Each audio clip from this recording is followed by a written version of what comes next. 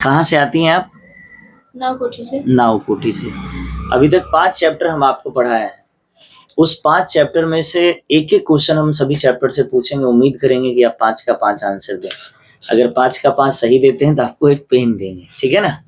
बस पढ़ना इस पेन के लिए नहीं है, एग्जाम के लिए पढ़ रहे हैं। तो पहला चैप्टर से क्वेश्चन पूछा जा रहा है कि स्टेम का वो कौन सा पार्ट है, which part of stem that has formed the node that have forms the axillary bud or that are responsible for the formation of a new plant। यानी स्टेम का कौन सा, फिर से क्वेश्चन समझ लें, स्टेम का वो कौन सा पार्ट है जहां से एक नया बर्ड एराइज होगा जो आगे चल के एक नए प्लांट को फॉर्म करेगा? थैलेमस। आप बताइए Akanksha. Node is right answer. आपको बताए थे कुछ नोड था, नोड के ऊपर आगे मेरिस्टेम होता है, इंटरकैलरी मेरिस्टेम, वही आगे चल करके फॉर्म करेगा।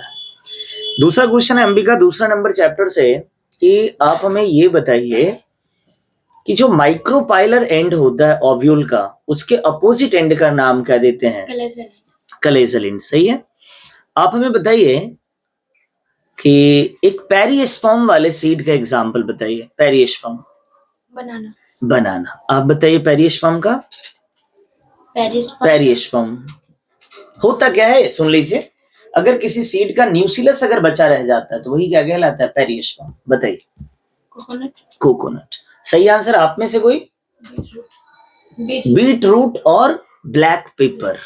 चलिए आप अगला क्वेश्चन हमें बताएंगे। नहीं, आकांक्षा आप बताइएगा तीसरा क्वेश्चन। आप हमें बताइए कि गेस्टेशन पीरियड क्या होता है? What is gestation period? Total month of pregnancy. The total month of pregnancy is called gestation period, जो कितने दिनों का होता है? लगभग 270-75 दिनों का होता है। अब बताइए चैप्टर 4 से क्वेश्चन कि एक ऐसे कॉन्ट्रासेप्टिव मेथड का नाम बताना है जिसका लेस साइड इफेक्ट हो। 3-4 स्टेटमेंट हम बोल रहे हैं। Less side effect, highly contraception, weekly oral pills है। क्या नाम है? सहेली। सहेली। आप बताएंगे क्वेश्चन नंबर 4 चैप्टर 4 से कि कोई फीमेल अगर सबसे ज्यादा एक्सेप्ट कर रही है किसी कॉन्ट्रासेप्टिव मेथड को, सब फीमेल द्वारा सबसे ज्यादा एक्सेप्ट किए जाने वाला कॉन्ट्रासेप्टिव मेथड्स कौन सा? Copper releasing IUDs. Satisfacted answer नहीं है, आंसर सीधा होगा आयोडीज।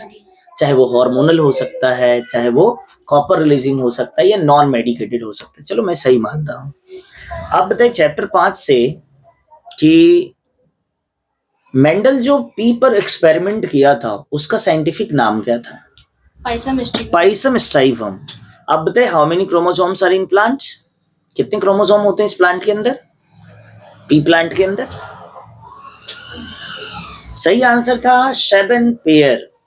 आप में से आकांक्षा को मिला 3/5 और अंबिका को मिला 4/5। 2 गलत है उसका। आपका 2 गलत है? अच्छा, उसका भी 2 गलत है। दोनों को 3-3 आए। रोक दिया।